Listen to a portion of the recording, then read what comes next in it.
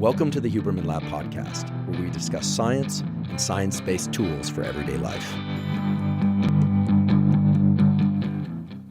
I'm Andrew Huberman, and I'm a professor of neurobiology and ophthalmology at Stanford School of Medicine. This podcast is separate from my teaching and research roles at Stanford. It is, however, part of my desire and effort to bring zero cost to consumer information about science and science-related tools to the general public. In keeping with that theme, I'd like to thank the sponsors of today's podcast. Our first sponsor is Inside Tracker. Inside Tracker is a personalized nutrition platform that analyzes data from your blood and DNA to help you better understand your body and help you reach your health goals. I've been getting my blood work done for many years now, and that's for the simple reason that only through quality blood work, and now through the advent of DNA tests, can one really get a clear picture of what's going on with their health. Things like metabolic factors and hormones, all the various triglycerides. These are things that can only be measured from a quality blood test. And now with DNA tests, you can get an additional window into your current health status and the trajectory of your health. What's really wonderful about Inside Tracker is that you don't just get numbers back about the specific levels of various hormones and metabolic factors. You also get a lot of information about what you could or should do in order to adjust those numbers to put you on the course to better health. So, for instance, it will give recommendations about particular foods to eat or avoid, particular exercise regimens that you might want to adopt, and the frequency of those regimens in order to move those markers in the correct direction.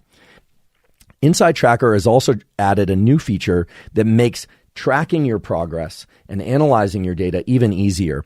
For those of you that use a Garmin fitness tracker, such as the Garmin watch, that's now compatible with their platform. So you can couple your data from your Garmin with your blood and DNA for even more personalization and insights on your health. However, if you don't have a Garmin device, there's still a lot that you can get from Inside Tracker and their tests. If you'd like to try Inside Tracker, you can visit insidetracker.com/Huberman. And if you do that, you'll get 25% off any of Inside Tracker's plans. Use the code Huberman at checkout. That's insidetracker.com/Huberman to get 25% off any of Inside Tracker's plans, and use the code Huberman at checkout. Today's podcast is also brought to us by ExpressVPN. ExpressVPN is a virtual private network that keeps your data secure and private. It does that by routing your internet activity through their servers and encrypting it so that no one can see or sell your data. I'm familiar with the effects of not securing my data well enough. A few years back, I had my bank accounts hacked. I don't know exactly how it happened, but it happened, and it was a terrible amount of work to have that reversed and secured. The great thing about ExpressVPN is I don't even notice that it's running. I have it on my computer. I turn it on anytime I work, at home or when traveling or in a cafe, airport, anywhere. And it runs in the background. It doesn't change anything about the interface with my computer or the Wi-Fi. It just secures my data, and it secures any information about what I happen to be searching for, etc. I don't feel like I have anything particular to hide except my bank account passwords and things of that sort. But with ExpressVPN, it basically makes everything secure. You can't be tracked, and no one can access or steal your data, which is terrific. So again, I use it when I'm traveling and when I'm at home. If you want to start protecting your internet activity using ExpressVPN, you can go to expressvpn.com/Huberman, and you'll get an extra 3 months free on a 1-year package. That's expressvpn.com/Huberman to get 3 months free on any of their 1-year packages. Today's podcast is also brought to us by Athletic Greens. Athletic Greens is an all-in-one vitamin mineral probiotic drink that gives you a total foundation of vitamins and minerals and probiotics to support your health and well-being. I've been using Athletic Greens since 2012, and so I'm delighted that they're sponsoring the podcast. I started using Athletic Greens, and I still use Athletic Greens once or twice a day because it's the simplest and most straightforward way to get my basis of important vitamins, minerals, and probiotics taken care of. All of those things combine to support various aspects of my health, such as brain health, such as gut health. For instance, there's a tremendous amount of evidence now showing that probiotics support gut health and that the gut-brain axis is important for things like focus and cognition, as well as for immune function and various aspects of physical health like metabolism. The list sort of goes on and on. With Athletic Greens, it has all these vitamins and minerals and various other things that are good for me, and I actually really like the way it tastes. So the way I use it is once a day, sometimes twice a day. I'll mix it up with water. I add a little bit of lemon or lime juice. I think it tastes great without the lemon or lime juice, but when I add that, it's truly delicious to me. And I'll drink that first thing in the day, mid-morning sometimes instead, and sometimes again in the later afternoon. I'm able to drink Athletic Greens late in the day and not have it keep me awake. If you want to try Athletic Greens, you can go to athleticgreens.com/Huberman. And if you do that, you can claim a special offer. They'll give you 5 free travel packs, which make mixing up Athletic Greens while you're on the road really simple and easy. And they'll give you a year's supply of vitamin D3 K2. Vitamin D3, as many of you know, you can get from the sun, but many people, even if they're already getting a lot of sun exposure, still have vitamin D3 levels that are too low. And vitamin D3 is very important for a huge number of cardiovascular, immune, metabolic, and other aspects of health. So once again, if you go to athleticgreens.com/Huberman, you'll get the 5 free travel packs and a year's supply of vitamin D3 and K2. Today is the 3rd episode in our series of episodes about physical and athletic skill performance and skill learning in general. And today we're going to talk about the science of tools for fat loss. And fat loss is something that interests a large number of people. Many people want to lose fat. Many people are athletes who need to lose fat. And in general, we know that having body fat percentages that are too high is unhealthy for us. And most people struggle to lose fat. Most people struggle to lose weight generally, but most people especially struggle to lose body fat, or what we call adipose tissue. Now, this is a huge topic on the internet. There's a lot of controversy. Today, we're going to talk about some things related to fat loss and that are powerful for fat loss that I'm guessing most of you have never heard about before. You may have heard about a few of them, but I'm guessing you haven't heard about all of them. This episode is going to be rich with science-based tools that are gleaned from a variety of aspects of the literature, including the use of cold, including brown fat, including something called beige fat. We're going to talk about something called NEAT. We're going to talk about all sorts of aspects of fat loss that are governed by your nervous system. And this is, I think, an important gap that's missing in the discussion about fat loss. You can hear a lot of information out there about the role of things like insulin and various diets like ketogenic diets or vegan diets or Mediterranean diets. And there's some great stuff out there, and there's some really terrible information out there, and there's a lot of controversy. We did a number of episodes talking about the role of hormones on metabolism and the role of food on mood and well-being. So if you're interested in those topics, please check them out. I will touch a little bit on hormones today, things like insulin and leptin, just a little bit. But today's episode is mainly going to be focused on how the nervous system, neurons, and some of the cells they collaborate with, like glia and macrophages, how those encourage or can encourage accelerated fat loss, because it turns out they can. Remember, your nervous system, which includes your brain and your spinal cord and all the connections that they make with the organs of the body, governs everything. It's the on switch and the off switch for your immune system. It's the on switch and the off switch, it turns out, also for fat burning. And so the nervous system and the role of the brain and other neurons has been vastly overlooked in the discussion about losing fat. Now, I would be remiss, and I'd probably come under a pretty considerable attack if I didn't just acknowledge up front a core truth of metabolic science and also of neuroscience, frankly, which is that calories in versus calories out, meaning how many calories you ingest versus how many calories you burn, is the fundamental and most important formula in this business of fat loss and weight management in general. There's simply no way around the fact that if you ingest far more calories than you burn, you're likely to gain weight. And a good portion of that weight is likely to be adipose tissue, fat. It's also true that if you ingest fewer calories than you burn, that you will lose weight, and that a significant portion of that will come from body fat. What portion depends on a number of factors, but that simple formula is important.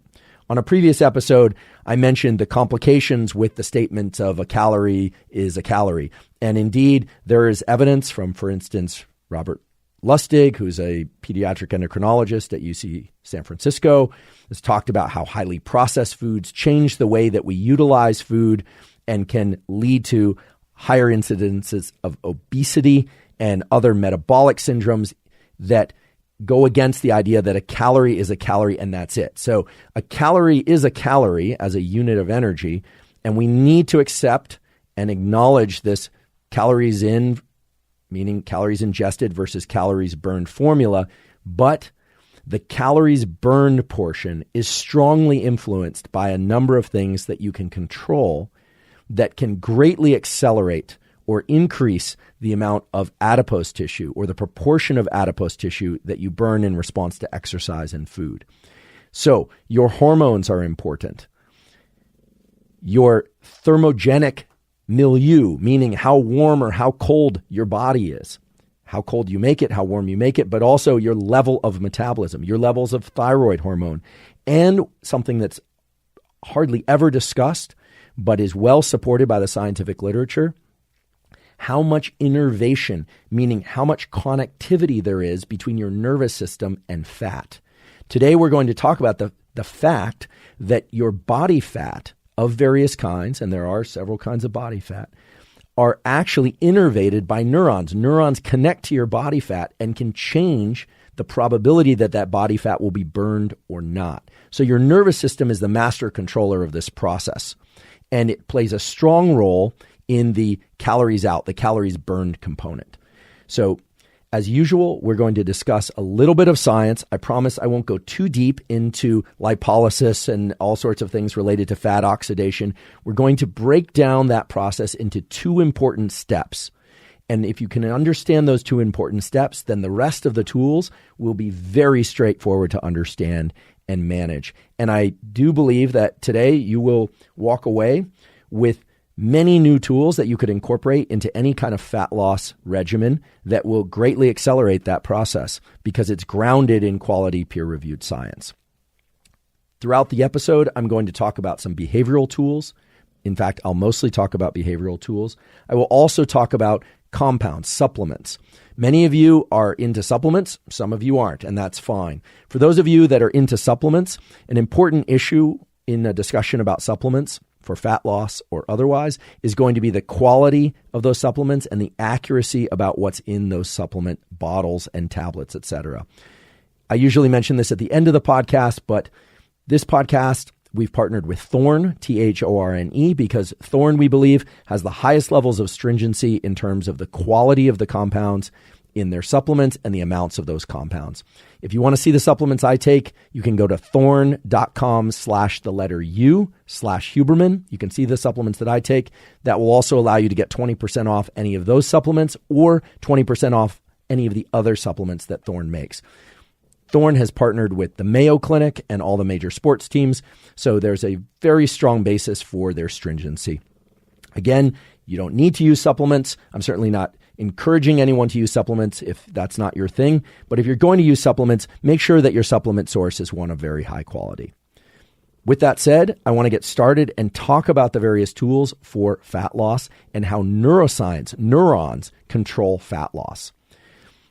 Before I do that, I want to set the context correctly and extract some of the key takeaways from previous episodes, because if your foundation of health and your foundation of hormones and your foundation of metabolism isn't right, it's going to be very hard to get the most out of any kind of exercise or fat loss protocol. In previous episodes, I talked all about the science and the details going into particular protocols. We don't have time to do that now, and I want to get to the new material. However, there are a couple bins, a couple items that you should make sure you're getting correctly. And if you're not perfect about these, don't worry about it. Most people are not perfect about them. I'm certainly not perfect about them. But we should all be striving to get quality and sufficient sleep. I did 4 full episodes on sleep and how to get better at sleeping through things like light exposure, temperature, timing your sleep correctly for your so-called chronotype, if you're a night owl or a morning person. That's the first 4 or I think 5 episodes of the Huberman Lab podcast. Get your sleep right. Get your light exposure right. Avoid bright light in your eyes at times you want to be asleep, and get bright light in your eyes at times you want to be awake. So get your sleep right. The other thing is essential fatty acids. I talked about this in the food and mood episode, but I also talked about it during the hormones episodes. We need fatty acids. They are vital to so many aspects of our health. You don't have to get them from supplements. You can if you want to, but you need to get them from your food. They are essential. There's a reason there's an E, the essential part there. Of the fatty acids, there are multiple kinds, but for the antidepressant effects, or the levels of fatty acids that will promote good mood and also healthy metabolism and will start to shift the needle in the right direction on blood-borne cardiovascular factors, the key thing is to get the levels of EPA that you ingest above 1,000 milligrams per day. So that doesn't mean just taking 1,000 milligrams or more of, say, fish oil or krill oil or whatever your preferred source is. It means getting above 1,000 milligrams of EPA, which may require that you ingest more essential fatty acids than just 1,000 milligrams per day. That, of course, can be done through food sources, things like fatty fish, or if you're not into eating fish, you have quality meats that are grass-raised can do that. There are other sources of essential fatty acids, of course, also from plant sources. So look those up online. It's really easy to find, but the research in the literature shows that you want to get above 1,000 milligrams of EPA per day, because that's when you can best support your metabolism and position yourself for good fat loss.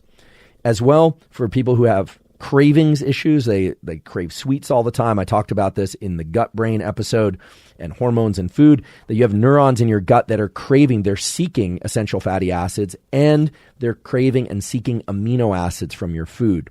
Now, these are not supplements that they crave per se. They're craving those things because that's what your body needs and your brain needs.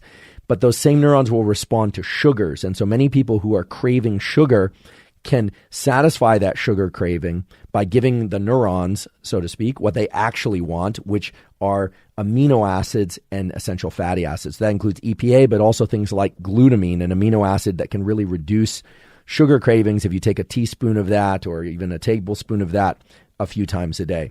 You have to ease into that a little bit because some people can get a little bit of GI distress from too much glutamine, but glutamine has also been shown to improve symptoms of leaky gut. It's a powerful amino acid. And yes, you can also get it from food. Things like cottage cheese are high in glutamine, etc. And then finally, you can't really position yourself to have a strong metabolism if your iodine levels aren't correct and your thyroid levels aren't correct. You can overdo iodine, so you don't want to do that. A lot of table salt has iodine added to it, but some people need to add iodine by ingesting things like kelp, etc. But one of the best ways to support the thyroid system and metabolism in general is to make sure you're getting enough selenium, sometimes called selenium, each day. Simple way to do that is to ingest the highest concentration of selenium food that I'm aware of, which is Brazil nuts. 1 or 2 or 3 of those per day, you'll have more than enough selenium to meet the thyroid needs. You don't want your selenium to be too high. You don't want a diet too high in anything. So again, sleep, sufficient EPAs, glutamine if you have issues with leaky gut or sugar cravings can really help. Get your gut microbiome right. I may have missed saying that, but get your gut microbiome right. That does not necessarily mean you need to ingest probiotics. You can if you want to, but you can also just simply ingest a serving or 2 of fermented foods per day. That can greatly assist. So things like sauerkraut, kimchi, every culture has a different source or sources of fermented foods. Those can really help the gut microbiome. And then make sure that your thyroid hormone is supported through the ingestion of sufficient iodine, not too much, and sufficient selenium, not too much. Okay? Sleep, EPA, glutamine, fermented foods, iodine, selenium. That sets the basis for how things like exercise, cold, and some of the compounds and other things that we're going to talk about today that are, I'm guessing, truly going to be truly new to many of you, that can really increase the burn factor in the equation of calories in versus calories burned. Okay? So on the one hand, we have this reality of calories in versus calories burned. However, I would also be remiss if I didn't mention an incredible study that was done by my colleague, Aaliyah Crum at Stanford. She's a faculty member, a professor in the psychology department, looking at how belief effects, just thinking, can impact the effects of things like exercise on weight loss. These are just incredible results. What they did was they took subjects who were hotel service people that would clean the hotels and come in and change the linens and so forth. Divide them into two groups. One group, they were told, moving around and doing your duties for your job, meet the standards for U.S. guidelines for activity and movement, et cetera. And a basic lecture about how movement is good for you, et cetera. But mostly just that their daily activities met the standards for the U.S. The other group, however, was given a bunch of information about how movement and their daily routine was very good for cardiovascular health. It could be good for weight loss, et cetera. And then they tracked these subjects over a period of many weeks. The take-home message from this study was that simply being told that movement is good for you, can lead to weight loss, et cetera, led to significantly more body fat loss, waist to hip ratio changes in the direction that most people would want, essentially a slimming down, if you will, and all sorts of other positive effects on things like cardiovascular health, simply by the knowledge that movement and exercise can help various health markers. So this is remarkable, and it speaks to the power of the nervous system and the power of belief in governing aspects of our body and our physiology that one would otherwise think were outside our conscious control.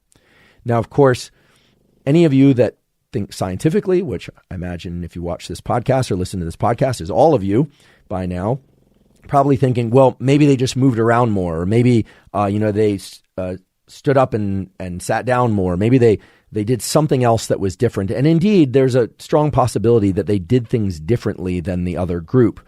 But the mere knowledge that exercise is good for you, that movement is good for you, shifted their behavior and their physiology in the direction of enhanced weight loss, fat loss, et cetera. So how we think about a given set of activities affects how we perform those activities, and how we think about and perform those activities has a real effect on our physiology.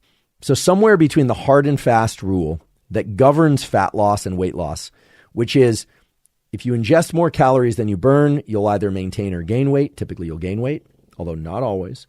If you ingest about as many calories as you burn, you maintain weight, typically. And if you ingest fewer calories than you burn, typically you'll lose weight. That's the kind of rule of fat loss. And yet we also have these belief effects which show, and this has been replicated again and again, that how we think about a process, whether or not we think it's beneficial, can change our physiology in ways that can be beneficial to us. Somewhere in between those two extremes of hardcore metabolic science and belief effects lie a bunch of protocols that are grounded in quality peer-reviewed science and in physiology that you can leverage to increase the rates of fat loss. And so that's what we're going to talk about today. I love this topic, and it's not that I'm so obsessed with fat loss, but rather the first project I ever worked on in science was thermogenesis and fat loss. I joined a laboratory as an undergraduate, and the guy I worked for loved to explore new compounds and how they impacted thermogenesis. And so we looked at how things like MDMA, ecstasy, how antipsychotics, antidepressants, various weight loss drugs that were on the market, how those impacted body temperature and fat loss and metabolism. And we just had so much fun doing it. So if you detect a smile on my face, that's what that's about. And I also learned a lot, and I also came to really appreciate that this tissue of our bodies, adipose tissue and fat, we think of as just this unfortunate thing, this like we're told it's a core energy source if we ever entered a famine, and that's all true, et cetera. We come to realize that these cells in our body, they are there as fuel for the furnace of our body, which is our metabolism. And there's a third player, and that's where it really gets interesting, that the nervous system, neurons, has the opportunity to turn up the intensity of that furnace. It has the opportunity to increase the amount of heat that we produce, and therefore the amount of energy that we burn. And I was also really intrigued by something, which is that growing up, I think we all know people who can eat a ton and never seem to gain any body fat, or people who seem to eat very little and seem to gain body fat very easily. And I was always intrigued by that. And it turns out there are a number of different factors that relate to that. But the nervous system is the one that we can really control, both through behaviors and what we eat, but also in terms of this thing that we call thermogenesis. There's one particular story I want to relate to you that does not suggest any protocol. In fact, I'm going to discourage you from following this protocol. Please do not try the compound that I'm about to describe. One of the favorite things that we like to do in that lab was to find rare compounds and test them. And at the time, I was reading about thermogenesis, and I learned about a compound that was actually discovered in the armory factories of World War II. And it was discovered because women in particular who were working in these factories would take a brush and dip it in a compound or a paint rather, and they would then paint the numbers with a stencil onto things like bombs and ammunition of various kinds. And they were losing weight like crazy. And it turns out that occasionally they'd lick the brush and then they would go back just to get a sharper point on the brush. And then they would paint onto these various bullets and missiles and so forth, bombs and so forth. And they started shedding all their body fat. And many of them lost a lot of weight, a significant portion of their weight, without changing anything else that they were doing, what they were eating, etc. Turned out that compound is something called dinitrophenol, DNP. And over the years, dinitrophenol, DNP, has gained popularity in some niche cultures, mainly bodybuilders, athletes, even in the kind of modeling industry. It is a absolutely terrible compound for anyone to use because it's highly fatal if your body temperature goes too high. Hyperthermia will kill you. And indeed, many people have died using dinitrophenol as a weight loss drug or attempting to use it as a weight loss drug.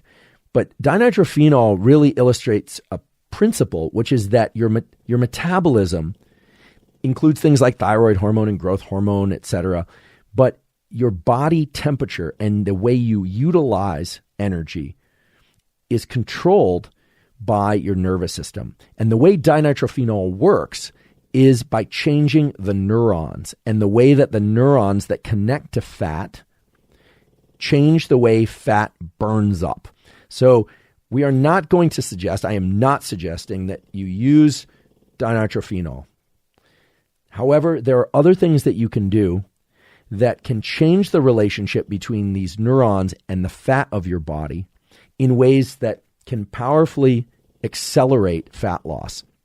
And I don't know why we don't hear about these things more, but probably because most of what you see out there on the internet focuses more on what you could eat and should eat or shouldn't eat. It concentrates on exercise regimens, which we will also talk about. But the burn factor, your thermogenic environment, is one of the, if not the most important factors in this business of fat loss. And since I'm a neuroscientist, that's what we're going to talk about. So let's talk about fat utilization. Let's talk about how fat is converted into energy, which is sometimes also called fat burning. What I'd like you to know is that this is a two-part process. Okay?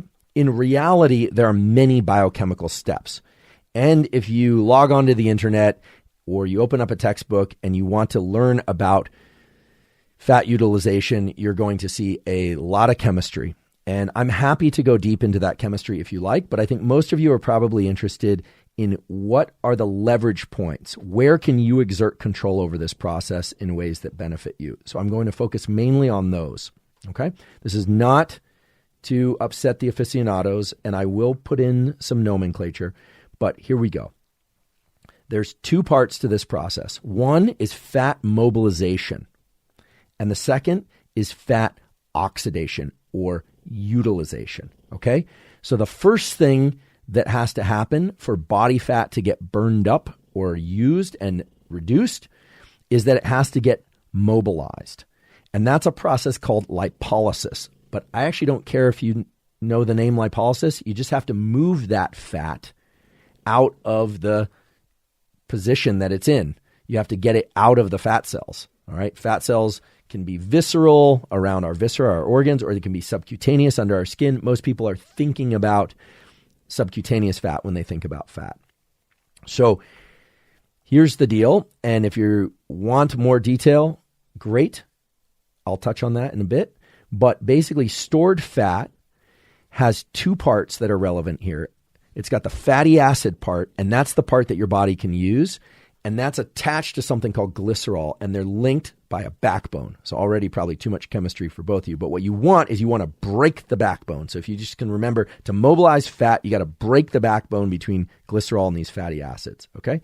That's accomplished by an enzyme called lipase, but you can forget all that if you want. Remember, we're just trying to mobilize fat. So the first step is to get those fatty acids moving around in the bloodstream, to get them out of those fat cells. And then they can travel and be used for energy.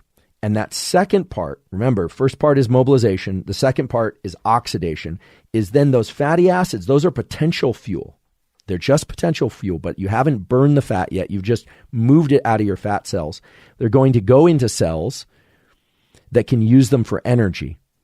And once they are inside those cells, they're still not burned up. You need to oxidize them. You think oxidation is the burn up part. They need to be moved into the mitochondria, and then they can be converted into ATP, into energy. So just to really zoom out again to make sure I don't lose anybody, you got to mobilize the fat, then you have to oxidize the fat. You have to, in other words, you have to mobilize it, then you actually have to convert it into energy. If you just mobilize it and you don't convert it into energy, you don't oxidize it, it can be returned to body fat. And many of the things that the nervous system can do is to increase the mobilization of fat, but also the oxidation of fat. Okay, so you have two opportunities to burn more fat. And both of those opportunities are governed by your nervous system, by neurons that literally send little wires that we call axons into fat and release chemicals that provide a stimulus for more of that fat to be mobilized, and then later for more of that fat to be burned up. Okay, so we could go really deep on this, but I'm not going to go much deeper than that because this isn't a biochemistry of fatty acid metabolism lecture. This is about how to burn fat using your nervous system. But remember, there's a mobilization step and then there's an oxidation step. I think any one of you, all of you should be able to internalize that. Mobilize, then oxidize. Okay? Mobilize, then oxidize. So what are these neurons that connect to fat doing? What are they releasing exactly? How do they actually increase fat mobilization, and how do they increase fat oxidation, burning of fat? Well, there are a couple of things that they release that encourage that process. And the main one that you need to know about is epinephrine, or adrenaline. The conversion of these fatty acids into ATP in the mitochondria of cells is favored by adrenaline. Okay? And adrenaline is released from two sources. Adrenaline is released from the adrenal glands, which sit atop our kidneys in our lower back. And it's also released from the so-called sympathetic nervous system, although that name is a bit of a misnomer because it has nothing to do with sympathy. It has to do with stimulating alertness and promoting action of the body. There's a big mistake in the literature that is finally being corrected among those who know. The mistake in the literature is that the adrenal glands and the release of adrenaline is what stimulates fat loss and fat oxidation. In fact, it was thought for a long time that adrenaline swimming around in your body of when you're fasted, because fasting can increase adrenaline, or when you're engaging in intense exercise, or when you're stressed, is going to promote fat oxidation. That's actually not the case. The adrenaline that stimulates fat oxidation, the burning of fat, is coming from neurons that actually connect to the fat, not hormones like adrenaline that are swimming around in your system. It's a local process. And this is very important because it means that what you do, the specific patterns of movements, and the specific environment you create that can stimulate these particular neurons to activate fat, meaning to release fat, to mobilize it, and then to burn it, is going to be a powerful lever that you can use in order to increase fat loss. So what have we said so far? We've said that you got to mobilize, you got to burn fat, and that your nervous system is in control of that process. It's not just about calorie deficit. Okay, so let's talk about how to activate the nervous system in ways that it promotes more liberation, movement, mobilization of fat, and more oxidation of fat. So one of the most powerful ways to stimulate epinephrine, which is also called adrenaline, from these neurons that connect to fat and to thereby stimulate more fat mobilization and oxidation is through movement. But I'm not talking about exercise. The type of movement that I'm referring to is extremely subtle. And some of you may be familiar with this type of movement, but I'm guessing you're probably not familiar with what I'm about to tell you, which is that shiver or shivering is a strong stimulus for the release of adrenaline, epinephrine, into fat and the increase in fat oxidation and mobilization. But shiver is not just induced by cold, and there are other subtle forms of movement that can greatly increase fat metabolism and fat loss. There was a group in England during the 1960s and 70s that discovered a pathway by which subtle forms of movement can greatly increase fat loss. This is the work of Rothwell and Stock. It's very famous in the thermogenesis literature. And I learned about this early on when I was an undergraduate. And I asked, how did they come across this? And here's how the story goes. They were aware that some people overeat and yet don't put on weight. Other people overeat even just a little bit, and they seem to accumulate extra adipose tissue. Now, this is long before all the discussions about microbiome and hormone factors, and is long before many of the hormone factors besides insulin had even been discovered. What they did was they examined people who overate and did not gain weight. And what they observed was that those people engaged in lots of subtle movement throughout the day. In other words, they were fidgeters.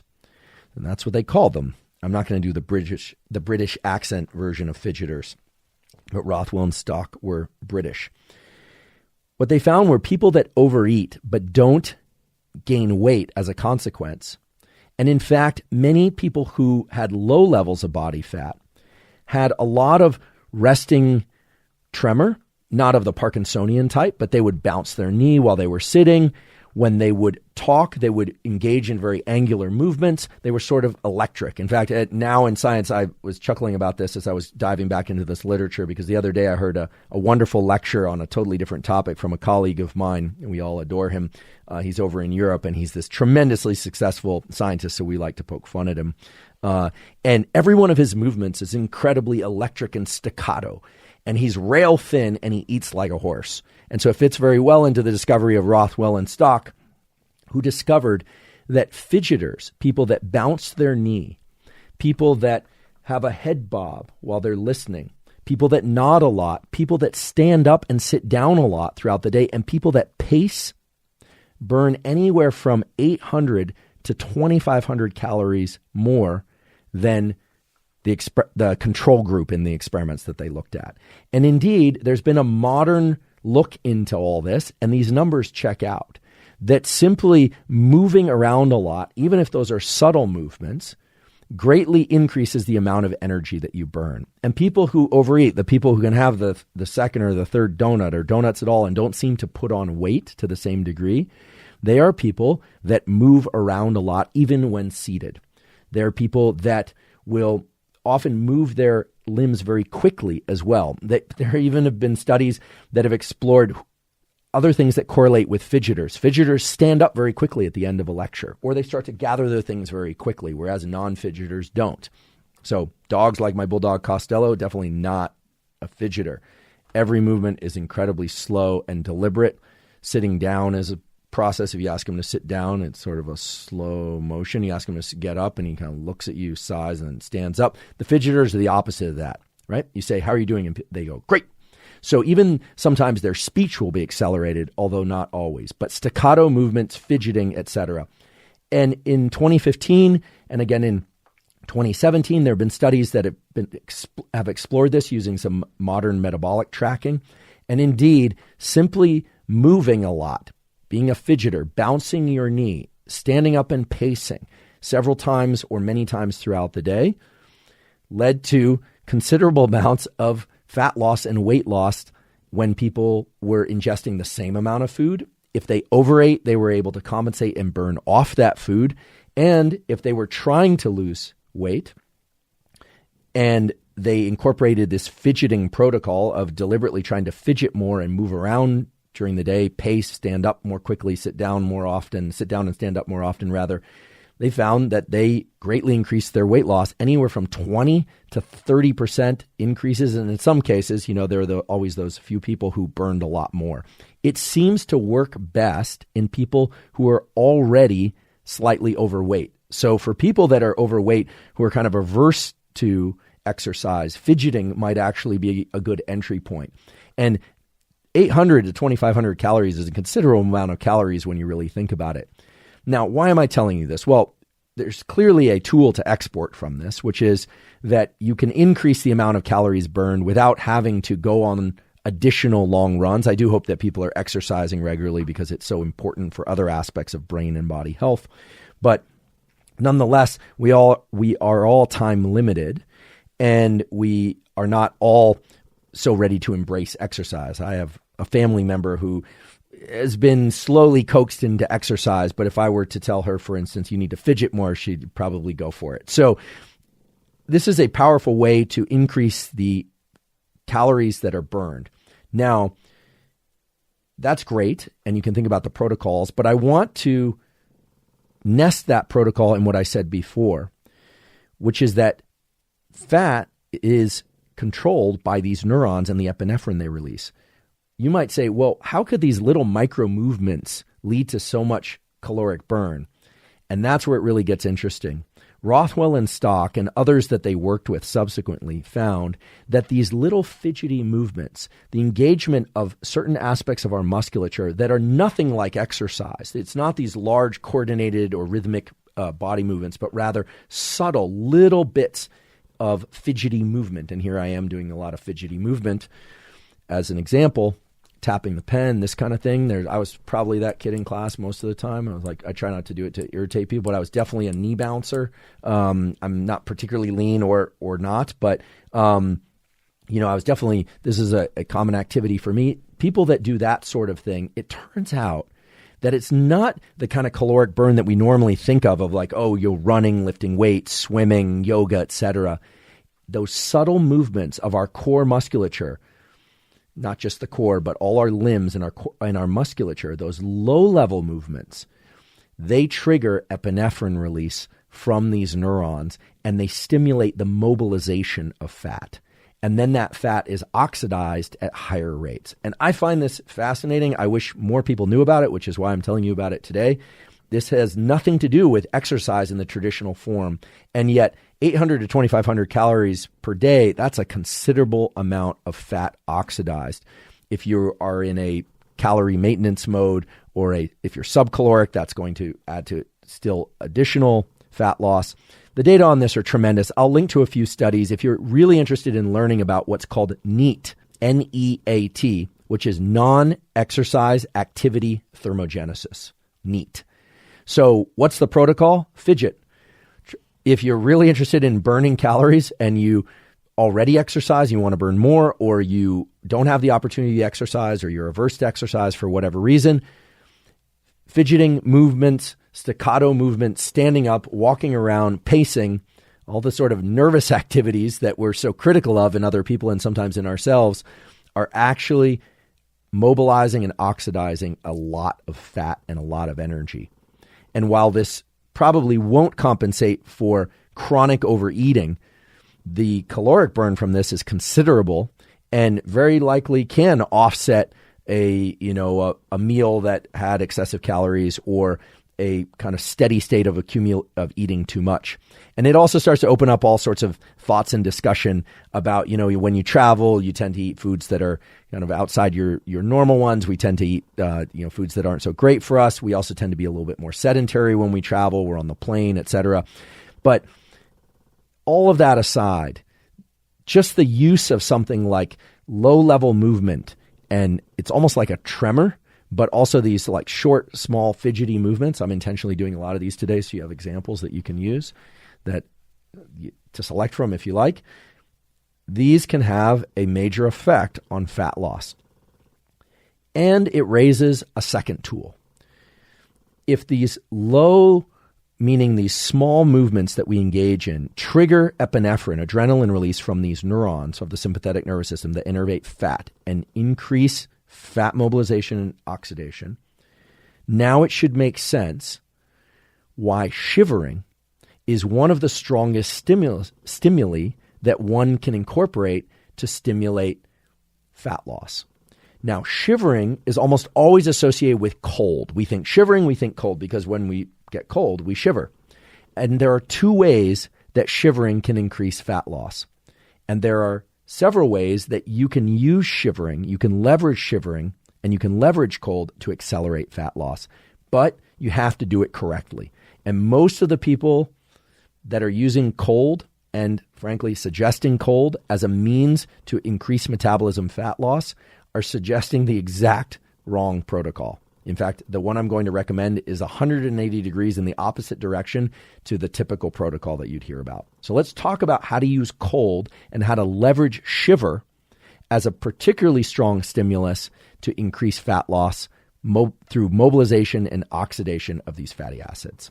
So in recent years, there's been a growing interest in the use of cold for various things like improving stress tolerance, improving metabolism, recovery from exercise.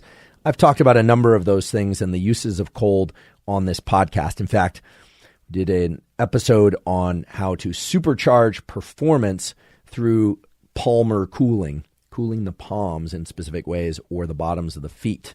And if you're interested in that and how to improve performance in endurance and strength, you can check out that episode. But most people out there are using cold exposure, typically by taking cold showers or by getting into cold water of some other kind, a lake or a river or a cold bath or an ice bath. And they are doing that probably with mixed goals, meaning they both would like to increase their metabolism and burn fat, as well as improve mental resilience. Since today we're talking about accelerating fat loss through the use of science-based tools, I want to emphasize a study that was published in Nature just a couple of years ago showing exactly how cold increases metabolism and fat loss. Okay, so we have several kinds of fat, 3 kinds in fact. We have white fat, white adipose tissue, and we have brown fat or brown adipose tissue. And there's a third kind, which is beige adipose tissue. White fat is the type that we traditionally think of as fat, subcutaneous fat. And it is not particularly rich in mitochondria. It is there as an energy storage site. And we have to mobilize the fat out, as we talked about before, and burn it up elsewhere. Brown fat largely exists between our shoulder blades and on the back of our neck, between the scapulae. And it's rich with mitochondria, which is why it's called brown fat. And brown fat has a particular biochemical cascade whereby it can take food energy and it can take food basically, break it down, and convert it into energy within those cells. And there's some additional steps involved. But unlike fatty acids from white fat, which have to travel elsewhere, get broken down in mitochondria and converted into ATP, etc., used by the mitochondria rather, brown fat is thermogenic. It can actually use energy directly. It skips a step, and I don't want to get diverted by going into all the biochemistry of it. Beige fat is sort of in between. It's white fat that could be brown fat because it has some mitochondria in it, but not as many as brown fat. Now, cold exposure does several things. Making ourselves cold can allow us to build up mental resilience, because getting into cold of any kind, doesn't matter if it's a cryo chamber, doesn't matter if it's a cold day and you forgot your sweater or your parka, it doesn't matter if it's an ice bath or you're lying down in the snow. Cold causes the release of adrenaline from your adrenals, and it causes the release of epinephrine from these neurons that connect to fat. Now, the big effects of cold on metabolism and fat burning are going to be through 2 routes. One is that if you expose yourself to cold, you have the opportunity to trigger activation of brown fat, as well as to convert more beige fat into true brown fat. So you essentially create a stronger or a hotter furnace. That's the way to think about brown fat. It's like a furnace. And so with this principle that we started with of calories in versus calories burned, what you're doing is you're increasing the amount of burning, you're increasing the burn of energy by increasing the intensity of the heat inside you, so to speak. Okay? I'm talking here kind of metaphorically. Now, how can you do that? Well, if you get into cold water or an ice bath or a cold day, and you try and remain calm and resist shivering, you actually short circuit this mechanism for increasing brown fat thermogenesis.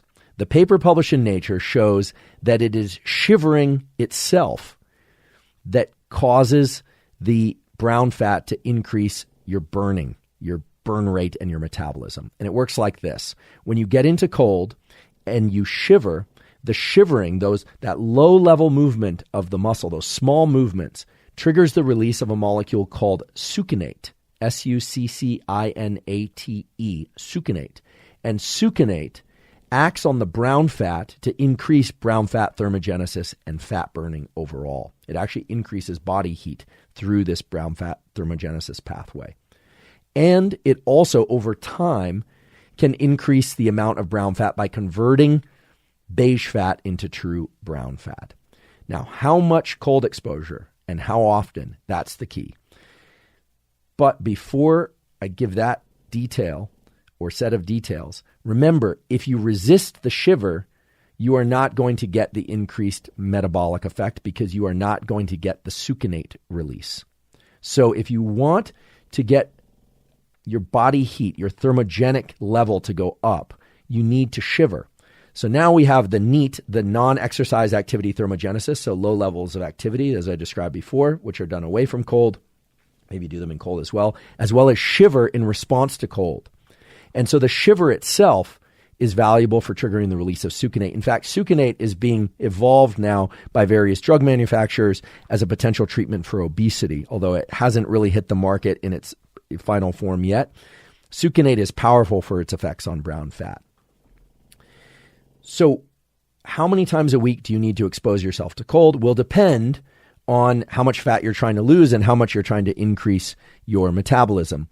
There are studies that describe positive effects on fat loss of exposing yourself to cold either through cold shower or through ice bath or other cold water. It doesn't have to actually have ice in it, provided it's cold enough, for anywhere between 1 and 5 times per week. But it turns out that just one exposure per week can be valuable.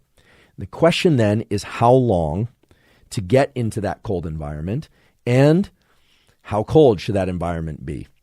So first, let's talk about how long to get into that cold environment. The answer here might be a little bit different than you might imagine. Most of you might think, oh, well, if 1 minute is good, 3 minutes is better. And if 3 minutes is better, then 10 minutes is best. But remember, the goal is to get the shiver-induced release of succinate so that succinate can trigger the brown fat. It turns out that if you want to trigger the shiver, what you want to do is to get into the cold and then get out of the cold and typically not dry off, and then get back into the cold and out of the cold. That will definitely stimulate more shivering than just getting into the cold itself. So what I'm not referring to is getting into the cold environment like an ice bath and waiting until you shiver and staying there shivering. Okay? You also don't want to get hypothermic, and I want to be clear, you want to get approval from your doctor before you do any of this. When you get into cold water, there are 2 factors that will dictate whether or not you shiver. Probably 3, but let's just talk about the main 2. One is how cold it is. So how cold should it be? And look, if you get into water that's very, very cold, it can actually shock your heart. It can actually give you a heart attack if it's truly, truly ice cold and you're not adapted to that. So proceed with caution, please. I'm not a physician and I don't want to see anyone get hurt. Cold, just cold enough to be uncomfortable is a good place to start. So for some of you, that's going to be 60 degrees. For some of you, that's going to be 55 degrees. For some of you, it's going to be high 30s, right? Depends on how cold adapted you are, and people vary in terms of how well they tolerate the cold. So what you need to do is find a temperature that you can get into 1 to 5, probably 1 to 3 times a week if you really want this to accelerate fat loss. And you want to get in until you just start to shiver, and then you want to get out and not dry off. Wait anywhere from 1 to 3 minutes and then get back into the cold. Now, you'll notice when you get back into the cold, it'll almost seem soothing. It might actually not induce shiver. It might take away the shiver that you had. So here's a potential kind of sets reps protocol that you can play with. Find a temperature that induces shiver for you. That's going to vary depending on your cold tolerance and how cold adapted you are. 1 to 3, maybe 5 times a week. Get in until you, or get under the shower or whatever it is, until you start to shiver, genuinely shiver. Then, after about a minute or so, get out. Spend 1 to 3 minutes out, but don't dry off. Get back in for anywhere from 1 to 3 minutes, but try and access the shiver point again. And you might do 3 repetitions of that. So it's 3 times in and 3 times out total. Okay? That's a great starting place. And what you don't want to do is build up your tolerance to cold so fast that pretty soon you're able to resist the shiver, because remember, the shiver is the source of the succinate release that will trigger brown fat thermogenesis. So if you'd like to see this protocol spelled out, you can access it 0 cost at a website, which is thecoldplunge.com. The Cold Plunge is a company. They make cold plunges, and they were kind enough to gift one to the Huberman Lab podcast. But I want to emphasize that these protocols are free of cost. The folks at the Cold Plunge are not just interested in marketing their product, but one of their main interests is encouraging people to engage in cold exposure for particular endpoints and goals like fat loss, resilience, etc., resisting inflammation. But their main focus is providing people protocols and encouraging people to use cold exposure of various kinds, not just through their products, but through cold rivers and jumps in the ocean and things that cold showers, whatever is most convenient and accessible for various people. And so we needed a place where we could house these protocols in a permanent way, and not just for this episode. But so what they've agreed to do is to post the protocols there. They should be very easy to find on their website. This particular protocol we're referring to as the fat loss optimization protocol, for lack of a better name.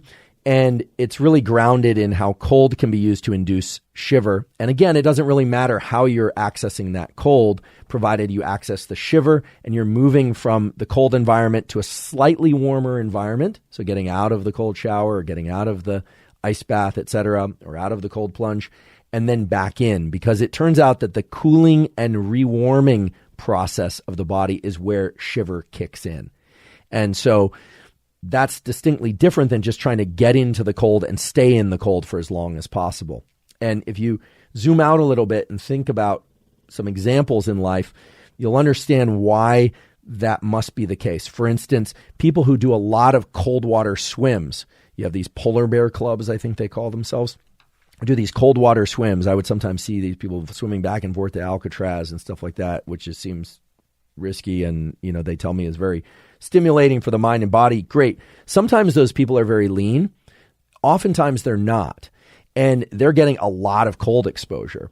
And one of the things that happens is if you expose yourself to cold over and over, you adapt, you become cold adapted. And when you do that, you no longer get the epinephrine, the adrenaline release from the cold. And therefore, you don't get the succinate release and the shivering and the brown fat thermogenic effect quite as intensely. So if you want to use cold for other reasons, certainly cold water swims can be fun. And there's, as long as you can do them safely, they're great. I've gotten into cold water swimming for some period of time. You can use cold for resilience, etc. But if you want to use cold to increase fat loss, then getting this shiver process going, the cooling and rewarming, which accelerates the amount of, or increases the amount of shiver, that's going to be the way to go. One note about cold and some of the factors that it releases. A few years back, there was a lot of excitement about this hormone called Irisin, Irisin, which was associated with cold. And there was a lot of excitement about its potential role in increasing metabolism, so much so that people were starting to explore this as a potential fat loss drug. To my knowledge, that went nowhere. the science eventually shifted over to succinate as the main factor in cold-induced thermogenesis through this brown fat pathway. But if anyone out there is aware of any positive effects of irisin, or of any science of irisin that I'm overlooking here or that I'm speaking about incorrectly, please let me know. I'd be very curious to learn. Now, I want to just talk about brown fat a little bit more and talk about a period in your life in which you were rich with brown fat. You had a ton of brown fat, and that's when you were a baby. Babies can't shiver. These neurons that release epinephrine into fat are not wired up and really aren't present at sufficient levels or in sufficient numbers when you are a baby. And therefore, you can't shiver as a baby, and you can't warm yourself up in cold environments very well. To compensate for that, Mother Nature installed in all of us an excess of brown fat early in life that exists, again, in the upper back, in the middle of the back, and the back of the neck. Over time, if we don't expose ourselves to cold environments or do other things that make us shiver, we lose a lot of that brown fat. But what's interesting about brown fat is that there's some evidence that brown fat, just like white fat, can both increase in size, but that you can also add new cells. Now, this is a little bit controversial. People always say you can't change the number of fat cells. You can just shrink them or increase their size. Well, it turns out that epinephrine released from these little nerve endings in brown fat and succinate circulating in the body may, and I want to underscore may, have the effect of increasing the amount of brown fat cells, probably by converting these beige fat cells into brown fat. So that allows us to become much as we were early in life, where we metabolized like crazy and we'd heat ourselves up without shivering. Some people have taken the cold thing to the extreme, putting ice packs on the back of their neck throughout the day. Did an episode all about testosterone and estrogen, and there's this, let's just call it a very niche, I have to imagine very, very niche culture of people who are wearing, literally, I'm not joking, they are these cool pack, ice pack underpants. They go by a name that I'm not going to repeat on here, but you can find them on Amazon. Those are people that are using cold packs on the body and on the groin to try and increase things like testosterone, but as well to try and increase thermogenesis and trying to increase their metabolism. Just remember, if you become cold adapted, you're not going to get the fat burning effects to the same degree. So cold is a powerful tool for fat loss, but you don't want to adapt. This is reminiscent of a rule that you hear about in endurance exercise and in strength exercise as well, which is that you want to use the minimal effective stimulus to promote growth or progress, so growth of the muscle or improvements in endurance. If you go 10% further on a run or 10% faster, you will likely see an improvement in performance, provided you recover, the next time you come back and do that same round of exercise. You'll be able to do more work or complete the work more easily, etc. You've adapted.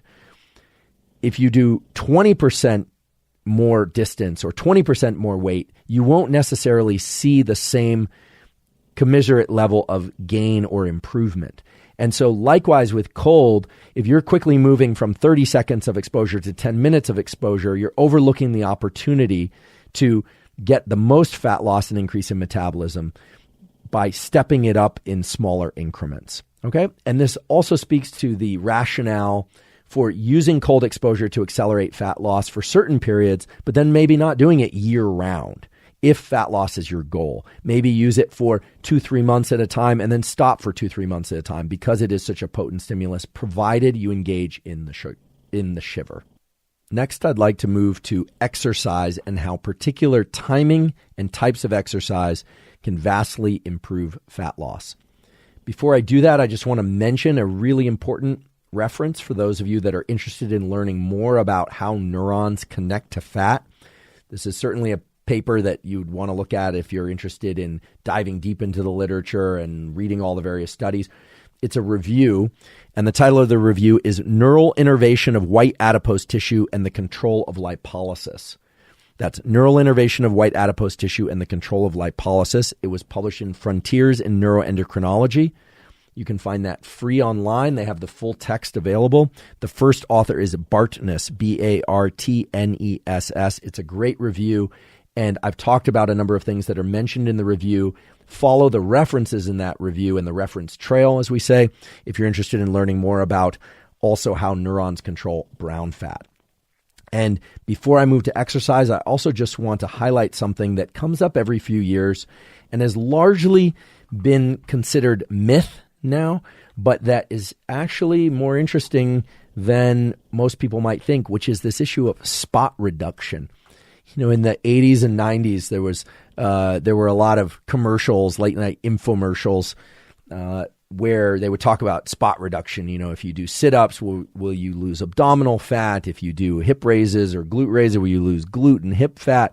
And I think everybody now believes that and understands that fat metabolism is something that happens systemically throughout the body, that some body fat is quote-unquote more stubborn than others. Everyone varies in where they tend to store fat or lose fat last.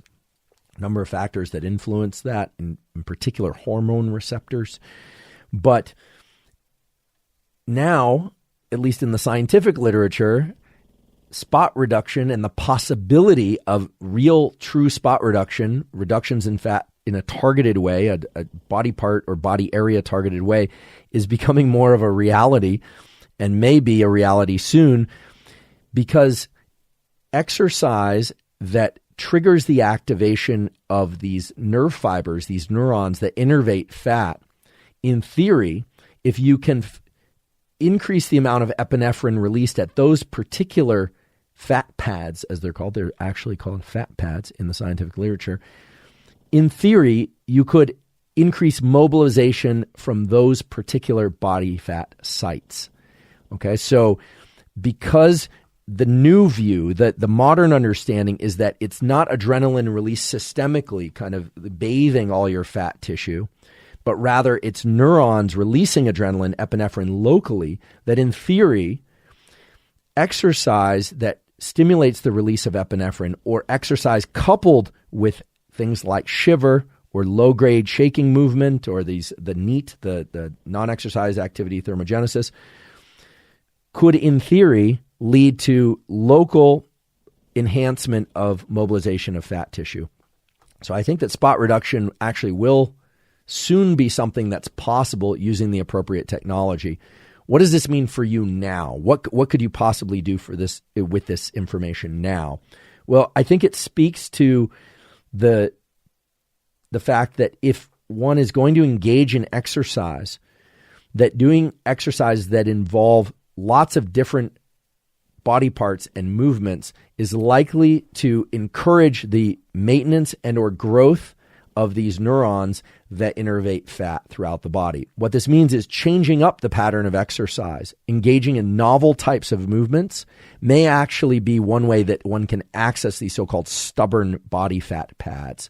Now, there's a little bit of speculation in the statement that I'm making, but if you think about it, it makes sense. If you become very adapted to a particular pattern of exercise, whether or not you're subcaloric or not, you're on maintenance calories or not, you are oxidizing some fat always, and you're utilizing the neurons that innervate fat in a regular way, and pretty soon this innervation is going to shut off, because there's no reason why this neural innervation of fat should continue to release epinephrine unless you give it a strong stimulus like cold or the fidgeting, or in this case, to do novel forms of exercise.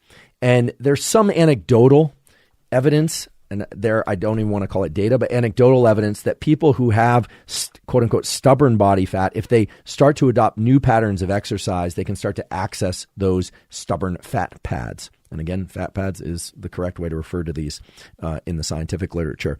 So what we're focusing on today is the fact that fat indeed will be mobilized and oxidized in response to a deficit in calories, but that the way that neurons control those fat pads and those body fat stores affords you a lot more control than perhaps you ever previously thought.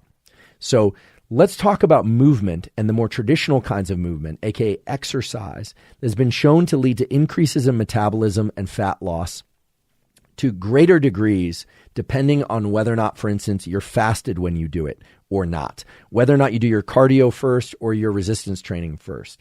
And this is, again, in a literature for which there's a lot of controversy, but in digging through all the studies on this, we're finally starting to arrive at a consensus of when is best to do exercise and what types of exercise to do if your goal is fat loss. The topic of exercise is a kind of controversial one, not as controversial as nutrition and diet, which we will talk about in a few minutes, but it's a particularly interesting one because different types of exercise engage the musculature of the body and the heart and the lungs in different ways and can have vastly different effects on things like hormones and metabolism, depending on whether or not it's of high intensity, moderate intensity, or low intensity.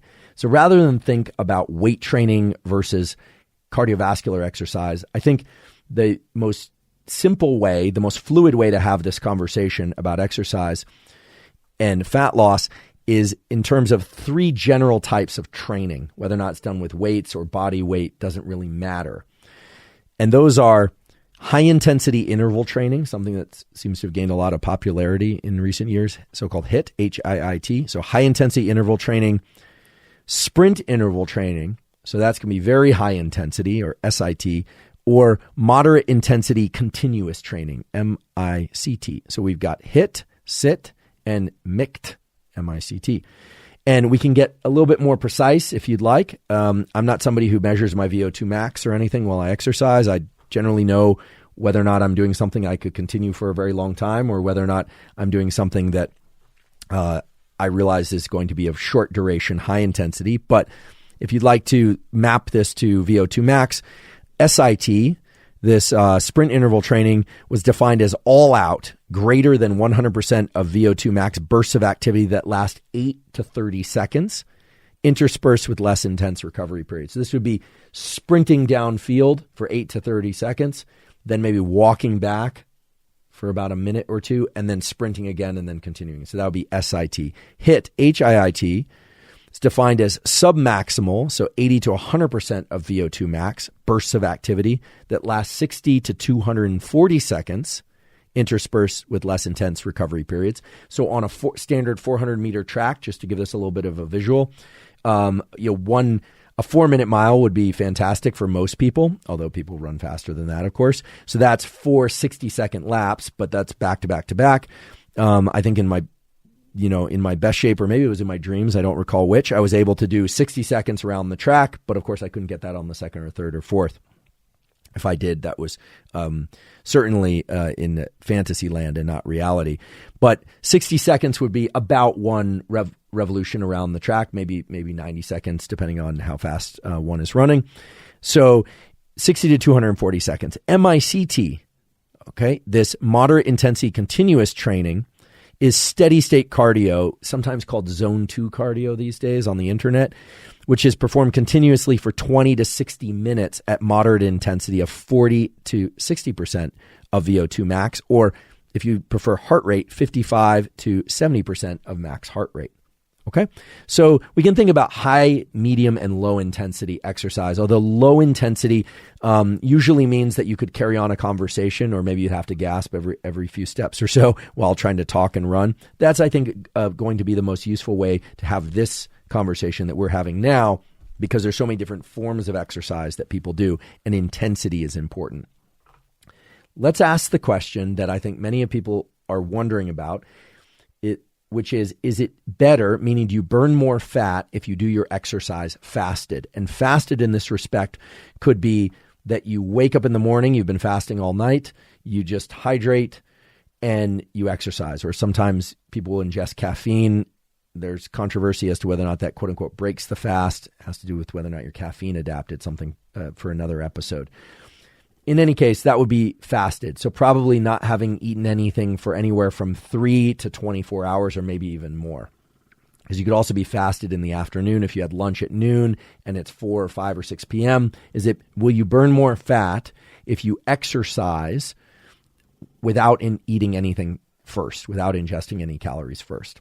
And people have tried to really split hairs on this every which way. People say, well, you can fat fast because fat and protein doesn't lead to as great increases in insulin as other things, maybe you can have a few almonds and then still train. And indeed, insulin will prevent fat oxidation. I want to be really clear. The burning part of fat in the cell, the movement of the fatty acid and into mitochondria and the conversion to ATP, insulin inhibits that process. However, it's been shown that at least for short periods of training, it doesn't really seem to matter whether or not you eat before training or you don't, if your goal is fat oxidation. Now, I want to put an asterisk near that because there's some exceptions, but there were several studies done that, and the kind of the classic ones of these, I'll read out to you. What they basically did is they gave people glucose, sugar, blood to increase their blood sugar before training or not. And the kind of classic study of this is Alborg et al. So 1976, so it goes way back, which is that glucose reduces fat burning in exercise. And then some other studies, if you want to look these up, they're very easy to find on PubMed. You put in Horowitz, 1999. Lee et al. Is another one where they have people drink milk with glucose in it, so sweet, sugary milk before exercise, etc. And you can find a number of examples where eating before exercise reduces the amount of fat that's oxidized during the exercise. And you can also find a lot of studies showing that eating during exercise or prior to exercise will not reduce the amount of fat that's oxidized. However, the types of exercise, whether or not it was medium intensity or high intensity or low intensity, is all over the map for these studies. So it's very hard to target an ideal protocol. And then if you look really deep in the literature, you start to find meta-analyses where people have actually aggregated all the findings and some modern studies where it points to some very specific and useful protocols. And so here's the rule or the protocol that I extracted from that literature. At a period of about 90 minutes of moderate intensity exercise, I want to be clear, at about or after 90 minutes of moderate intensity exercise, there's a switchover point whereby if you ate before the exercise, you will burn far less fat from the 90-minute point onward than you would if you had gone into the training fasted. So let me repeat that. If it's moderate intensity, so-called zone 2 cardio type exercise, at the 90-minute point, if you happen to have eaten before the exercise within 1 to 3 hours prior to the exercise, then you reduce the amount of fat that you will burn from 90 minutes onward. Whereas if you had fasted prior to the exercise, you hadn't eaten anything for 3 hours or more prior to the exercise, at the 90-minute point, 90 minutes of exercise, you will start to burn more fat than you would had you eaten. Now, 90 minutes of moderate intensity exercise is a lot. So that's a pretty long run. Even if you're running at a pretty slow pace, like a 10 or 12-minute mile, that's a lot of running. That's a lot of swimming. So that's a lot of walking. That's a lot of hiking. So, however, there are people who are going out hiking all day or running all day or walking all day. And if you want to burn more fat per unit time, you want to oxidize more fat, then you would do that fasted. Now, there are also studies that point to the fact that you don't have to wait to 90 minutes in order to get this enhanced fat burning effect. The studies I was able to find and that look to me like quality peer-reviewed studies with no company bias or no product bias of any kind. These are studies that were largely funded by the federal government in the university context, pointed to the fact that if one does high-intensity training or even the very high-intensity forms of training like sprints or squats or deadlifts or any kind of activity that can't be maintained for more than these, 8 or I would say up to 60 seconds. So a set of lifting weights repeated. If that's done for anywhere from 20 minutes, so weight training or powerlifting or these kinds of things or kettlebell swings, or up to 60 minutes, well, then the switchover point in which you can burn more fat if you go into that fasted comes earlier. And this makes sense because there's nothing holy about the 90-minute point for medium intensity zone 2 cardio. That 90-minute point is the point in which the body shifts over from mainly burning glycogen, basically sugar that comes from muscles or the liver, and realizes this is going on for a while. I'm going to shift over to a storage site fuel that is in reserve, like body fat.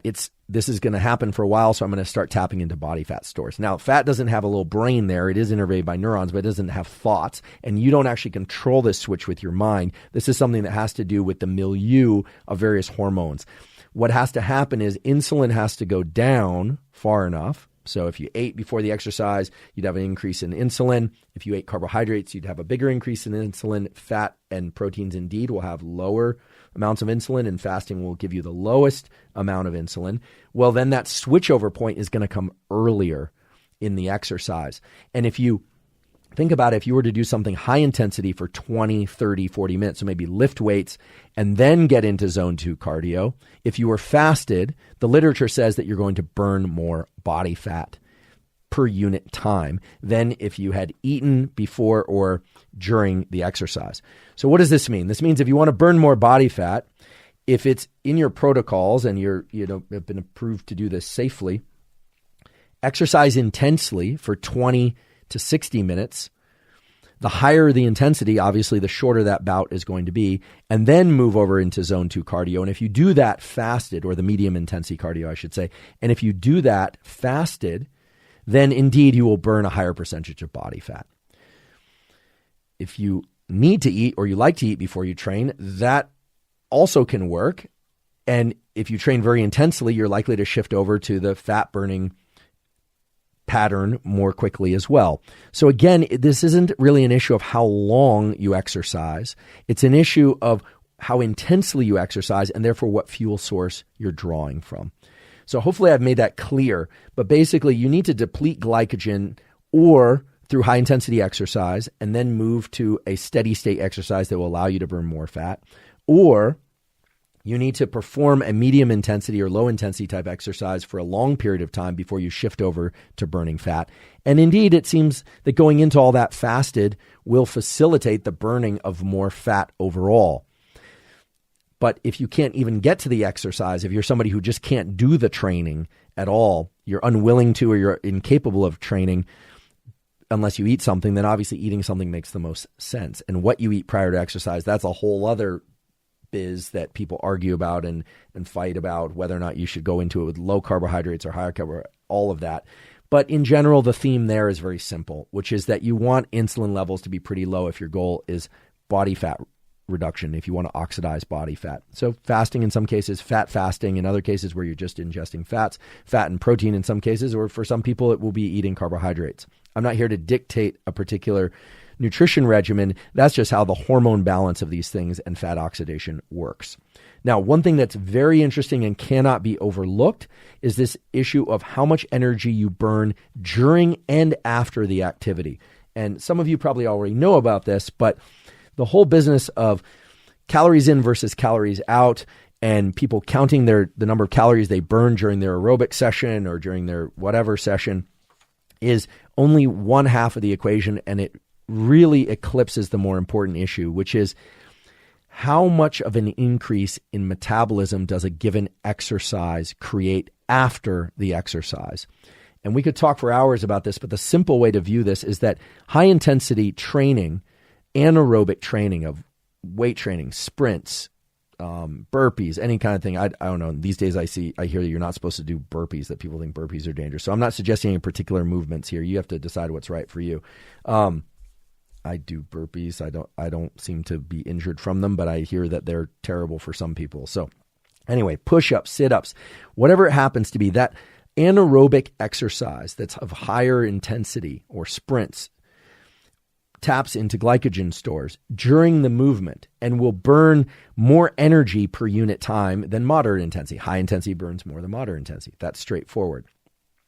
What's interesting is that all the studies that I was able to find on what happens after that type of exercise showed that the percentage of fat that you burn after high intensity exercise is actually greater. In other words, you burn a lot of glycogen during the high intensity exercise, and then after the exercise, the post-exercise oxygen consumption, as it's sometimes called, goes up. We know this after you train intensely, that post-exercise oxygen consumption goes up, sometimes for up to 24 hours.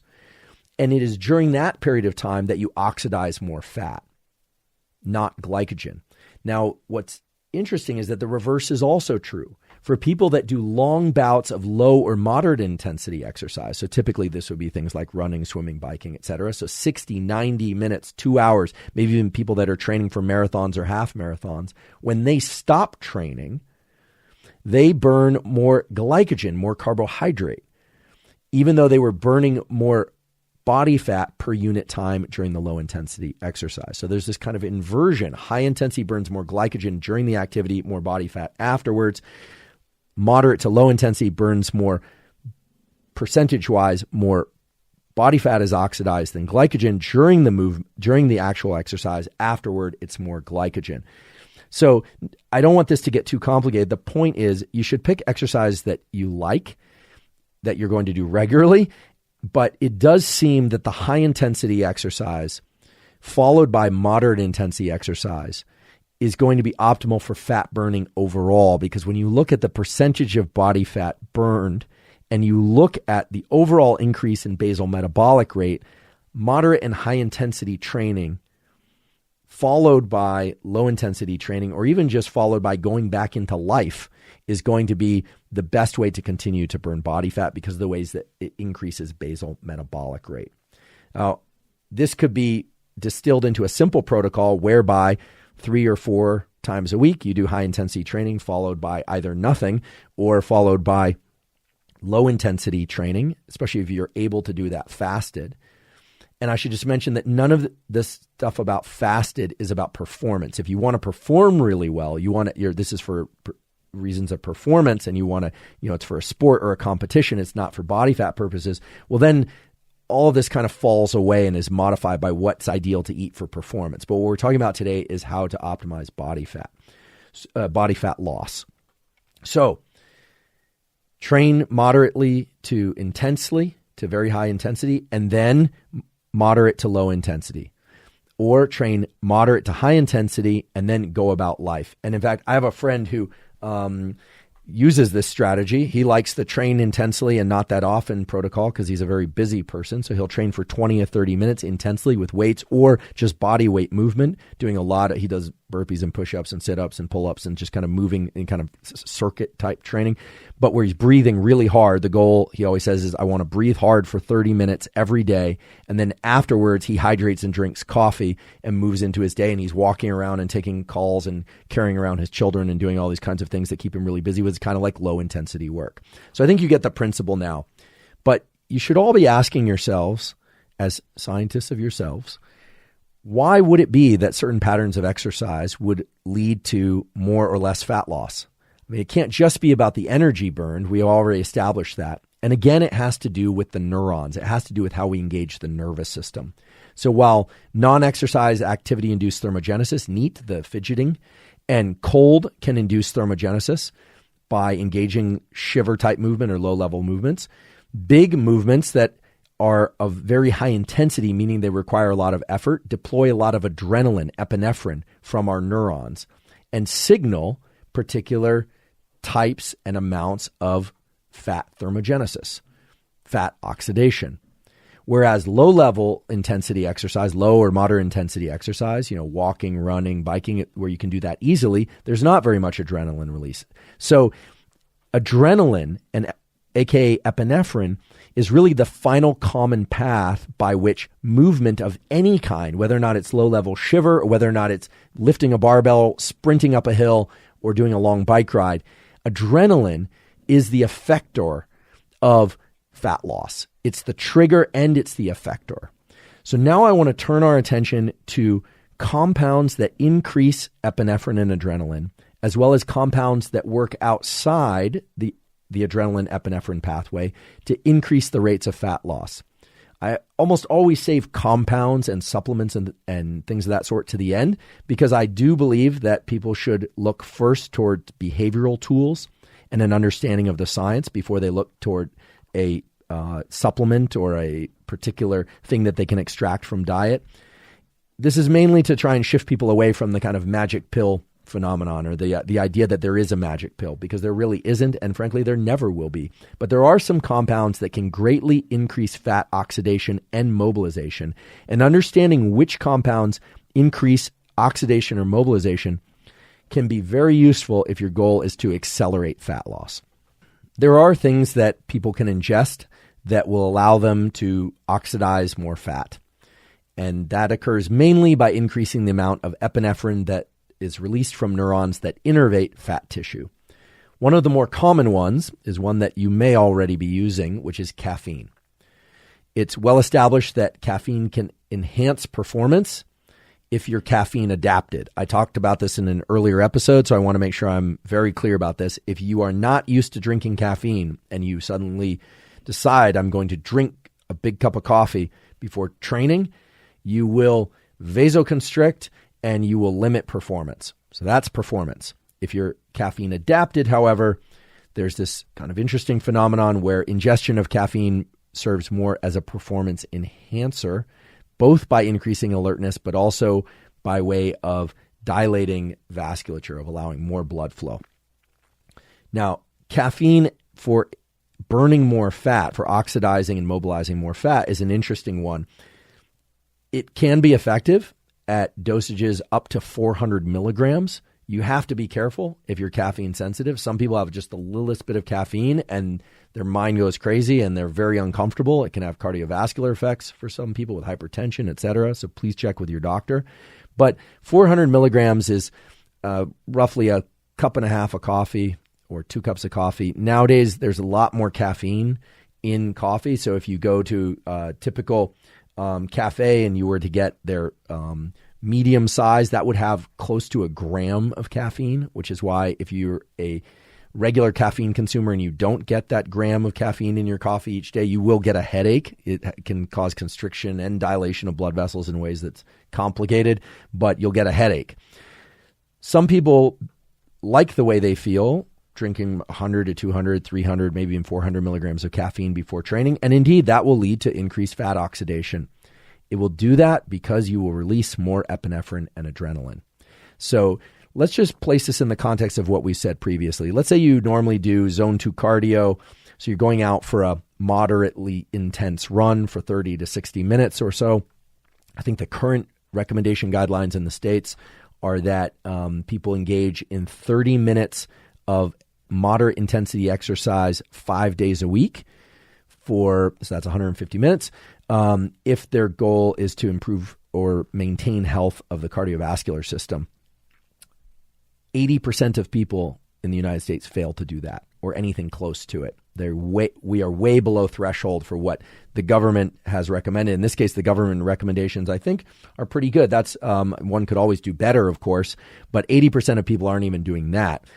However, just using the logic and the understanding of how epinephrine, adrenaline is affecting this fat oxidation process, if you were to go out for 15 minutes and you drank caffeine before you went, yes, you'll probably oxidize more fat per unit time. Can you compensate for the exercise you're not doing just by drinking caffeine? Well, probably if you were just talking about fat loss, if that caffeine makes you fidget a lot.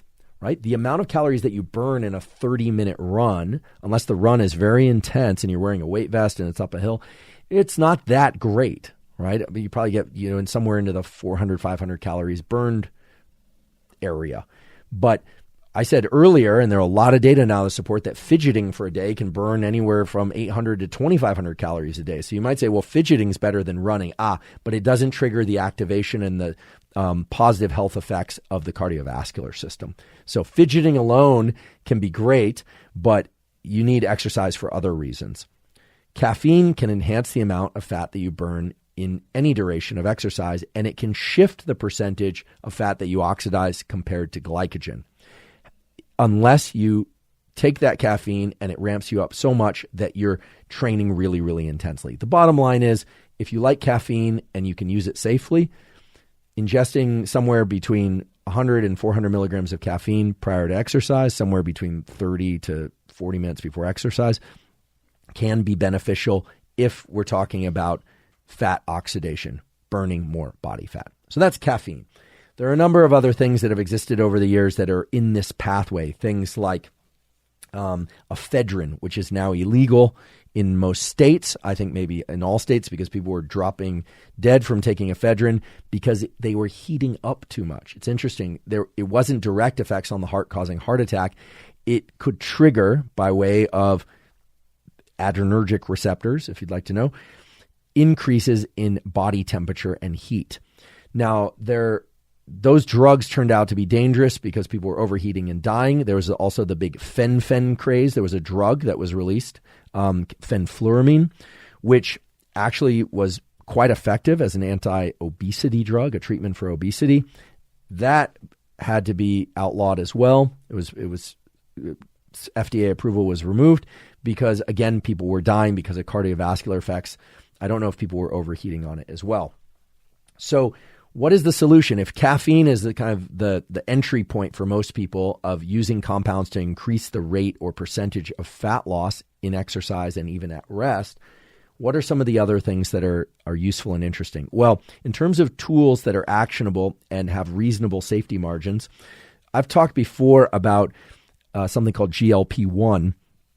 This is something that can be triggered by the ingestion of yerba mate, which is a tea. I guess because half Argentine, they grew up drinking mate. I think I was drinking mate from the time I was about 3 or 4 years old. I don't suggest that for kids. I don't think kids should be ingesting caffeine.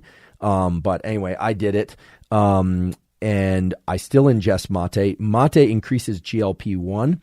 GLP-1 is in the glucagon pathway. So let's just quickly return to our biochemistry. As you recall, fat is mobilized from body fat stores, and then it's burned up. It's oxidized in cells. It actually needs to be converted into ATP, and those fatty acids are essentially converted into ATP in the mitochondria of the cell. High insulin prevents that from happening, and glucagon facilitates that process. Glucagon facilitates that process through increases in GLP-1. The short takeaway is mate increases GLP-1 and, yes, increases the percentage of fat that you'll burn. It increases fat burning.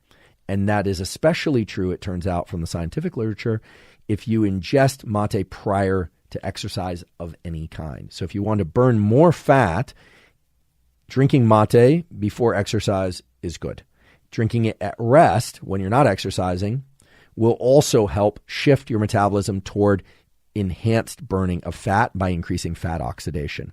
Now, there's a whole category of pharmaceuticals that's being developed right now that are in late-stage trials or are in use for the treatment of diabetes, which capitalize on this GLP-1 pathway.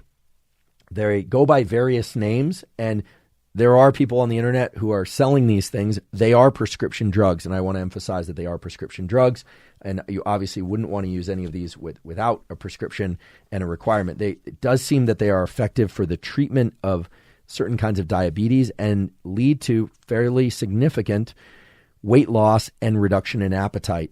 So this is kind of the modern version of GLP-1 is pharmaceuticals of GLP-1 metabolism are drugs such as I can never pronounce this. I can't seem to pronounce many things, it seems. Semaglutide is the way I would pronounce it, Semaglutide.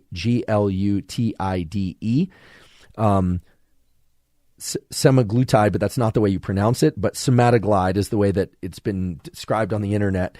In any case, this compound increases GLP-1. It's actually a GLP-1 analog in some cases, and they go by various types of trade names. So the GLP-1 pathway is interesting. Most people, including myself, are not interested in taking a prescription drug to increase GLP-1. I do it through the ingestion of mate. I just get the mate leaves, pour water over it, and drink it. And what's kind of interesting, that's not often discussed, is that you can increase the amount of GLP-1 by you can essentially reuse the tea. The first time you drink it, it's going to be very, very intense. And in fact, some people find that that mate, it almost tastes like burnt leaves. It's too intense. You don't want the water to be too hot. But I learned this trick from a friend. You can reuse the leaves over and over again, probably for about a day before they go bad. And in doing that, you start to extract more and more of the compounds from the mate leaf that increase GLP-1. So it's kind of cool. You can kind of get an increased effect. So what I'll typically do is make about 16 to 30 ounces of it and just sip it throughout the day. And I do like it before I train. Some people who don't like mate might prefer something like guayusa, which is spelled Guayusa. Guayusa, guayusa, which is from Ecuador, despite the USA ending to it. It's from Ecuador, and it's a sweeter tasting tea. It doesn't have any sweetener in it, but the leaf of the guayusa plant is sweeter than the mate plant. I sometimes will mix the two and then make the tea with that. There's no mate or guayusa sponsor of the podcast. These are just tools to increase GLP-1 and fat oxidation.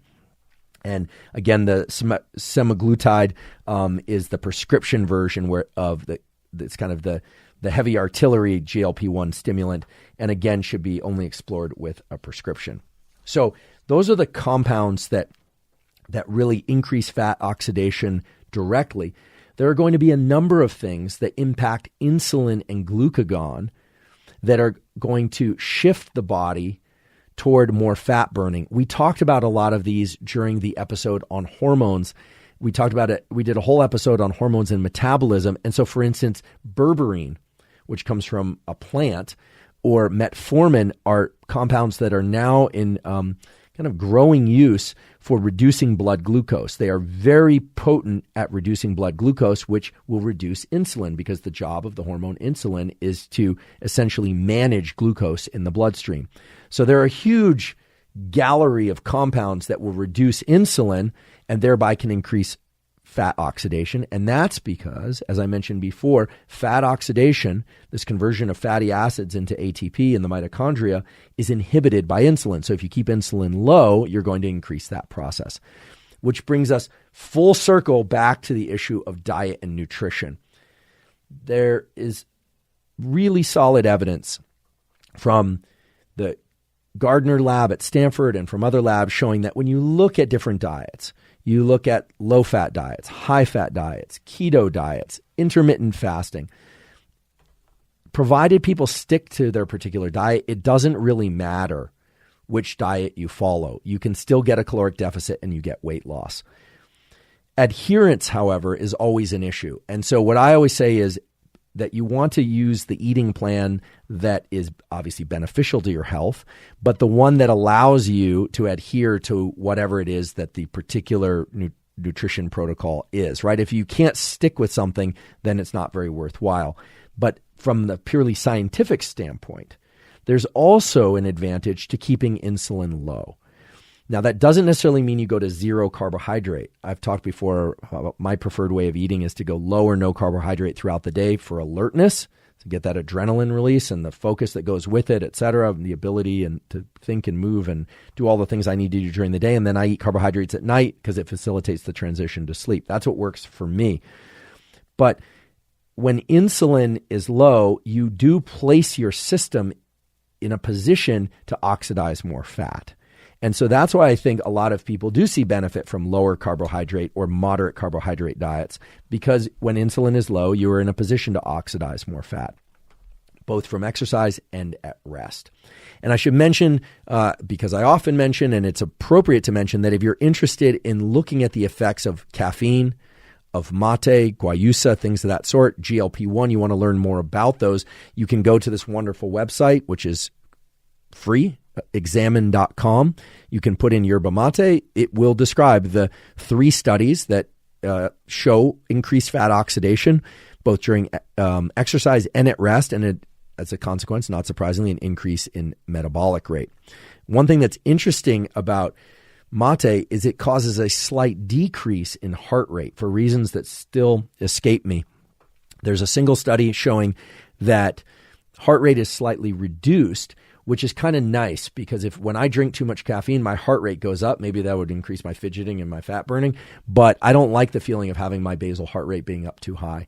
I like my heart rate elevated during exercise, but not when I'm just kind of resting or working and throughout the day. And for some reason that I don't understand, there's an effect of mate of increasing fat oxidation, but reducing heart rate just slightly. So that's interesting, and it probably lends itself to explains the subjective experience that I've had of that mate is kind of a nice, even, mellow stimulant. It's not this, really supercharged stimulant like caffeine from coffee or other sources. Although if you drink too much mate, it will also make you jittery. And there's one more compound that I think we should discuss in terms of increasing fat loss, and that's carnitine or acetyl L-carnitine. They lie in the same pathway.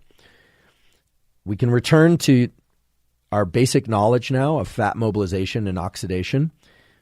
After fat is mobilized and makes it into cells and needs to be oxidized, so literally the burning of fat and conversion of it into energy, that is accomplished and is facilitated by the presence of glucagon being elevated. GLP increases that process, and insulin being low. And we talked about some ways to manage insulin, both in this episode and in a previous episode. L-carnitine, and acetyl L-carnitine in particular, facilitates fat oxidation. It helps convert fatty acids into ATP. And indeed, supplementing L-carnitine can increase fat loss. That's been shown. At what dosages? Well, people ingest anywhere from 500 milligrams to 2 grams per day in divided doses typically. Some people who are really extreme are taking injectable L-carnitine. I've certainly not tried that.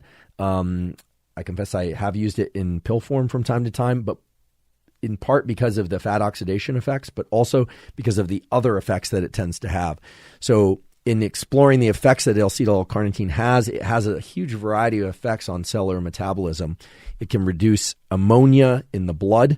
That is actually a quite strong effect. It can reduce things like C-reactive protein, which is, you want C-reactive protein levels to be managed. You do not want them too high. It can slightly reduce blood glucose.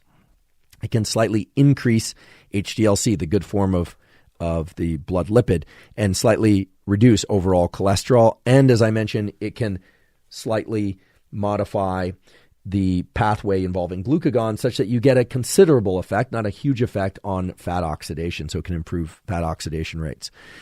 It has a number of other effects, some of which I talked about during the month on hormones and that sort of thing. It has strong effects on rates of pregnancy and sperm quality. So clearly carnitine is doing lots of different things in lots of different cells. It's impacting sperm motility. There are a large number of studies supporting that. Slight reductions in blood pressure, and has these interesting effects on reducing fatigue during exercise, reducing inflammatory markers like interleukin-6. So it has a number of effects that on the whole are quote unquote positive, or at least in the direction of things that you may want. And I should emphasize may. You certainly don't need acetyl L-carnitine in order to lose fat, but now that you understand the cellular process by which fat is mobilized and oxidized, it should make sense that if L-carnitine is important for converting fatty acids into energy, then supplementing L-carnitine makes sense. Acetyl L-carnitine is the type of L-carnitine, or the form of L-carnitine, I should say, that is transported and utilized most easily by the body. And so that's why sometimes we distinguish between L-carnitine and acetyl L-carnitine. So once again, we've covered an enormous amount of material. We've talked about the science of fat loss. And in particular, we've explored this topic from the perspective of the nervous system, how neurons, and in particular the release of things like adrenaline, epinephrine, can facilitate fat mobilization and oxidation. We talked about NEAT, fidgeting, this non-exercise type movement that can greatly increase caloric burn, and why that is. We talked about shiver, another form of non-exercise movement that can really increase both caloric expenditure due to the shiver, due to the movement, as well as increase thermogenesis, the heating up of the body through things like brown fat, and even the conversion of white fat to brown fat, which is a good thing if you want to oxidize fat. We talked about cold as a particular stimulus to induce shiver, and how to use getting into and out of cold as a way to stimulate shiver and avoid cold adaptation so that you continue to oxidize and burn fat, if that's your goal. If you want to check out the protocols for that, they're at thecoldplunge.com. And in weeks to come, we're going to be adding more protocols to that website, not just for fat loss, but for things like resilience, reducing inflammation, etc. So be sure to check those out. Again, those are totally cost-free. Talked about exercise, how rather than thinking about cardiovascular or weight training exercise, that we should perhaps look through the lens of this adrenaline system and how it interacts with fat stores, and think about low, medium, or high intensity exercise, whether or not we show up to that fasted or not. Turns out showing up to that fasted can be useful if you start with high intensity movements and then move into lower intensity type exercise. If you're going to go long duration, it probably doesn't matter unless you're exercising longer than 90 minutes, whether or not you eat or not. We talked about caffeine as a stimulant and a stimulus for epinephrine and adrenaline release as a way to access more fat metabolism. And we talked about compounds that come from things like yerba mate and guayusa tea, this GLP-1 pathway that can trigger increased fat oxidation. So much so that the pharmaceutical companies are now developing compounds specifically to increase GLP-1 for treatment of diabetes and obesity. But you can leverage the GLP-1 pathway through the ingestion of things like mate or guayusa if that's of interest to you. And then we talked about L-carnitine and how L-carnitine itself is critical for the fat oxidation within individual cells, the conversion of fatty acids to energy, and why having your insulin low and things like L-carnitine and glucagon levels high or sufficient, at least, can facilitate the burning of fat oxidation. So we covered a lot of material. That's a lot of protocols, I realize, and that didn't, the little list I just gave right there didn't even begin to get into all the details and corners that we discussed.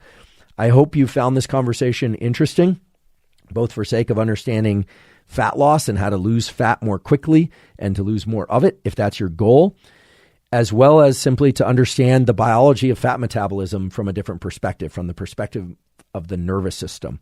If you're enjoying this podcast and you're benefiting from the information that you're learning, please subscribe on YouTube. That really helps us a lot. There's also a notifications button that you can hit that will notify you anytime we release new content. We release new episodes every Monday, but sometimes we release additional material in between. So please do subscribe on YouTube. As well, if you could subscribe on Apple and or Spotify, that's terrific and really helps us. And at Apple, you can give us a 5-star review if you think we deserve a 5-star review, as well as you have the opportunity to give us feedback at Apple. The comment section on YouTube is the place to give us feedback, whether or not you like an episode, whether or not you don't like an episode, aspects that you particularly liked, suggestions for future content. I do read through all the comments. It takes me some time. I sometimes fall a little bit behind depending on other duties, but I read all the comments and I do take them into account when developing this material and the structure of the material. So please do provide feedback in the comment section. We really appreciate it. Other ways to support the podcast are to check out the sponsors that we mentioned at the beginning of the podcast. That's a terrific way to support us. As well, we have a Patreon. It's patreon.com/Andrew Huberman. And at Patreon, that will allow you to support the podcast at any level that you like. I've mentioned supplements during the podcast. If you're interested in taking supplements, you might want to check out Thorne, Thorne. We've partnered with Thorne because they have the highest levels of stringency in terms of the quality of the ingredients they use and the amounts of the ingredients that they use.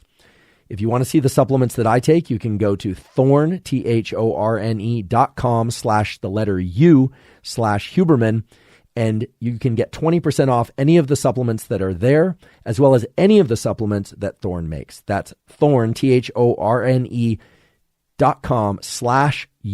the letter U/Huberman, to get 20% off any of the supplements that Thorne makes.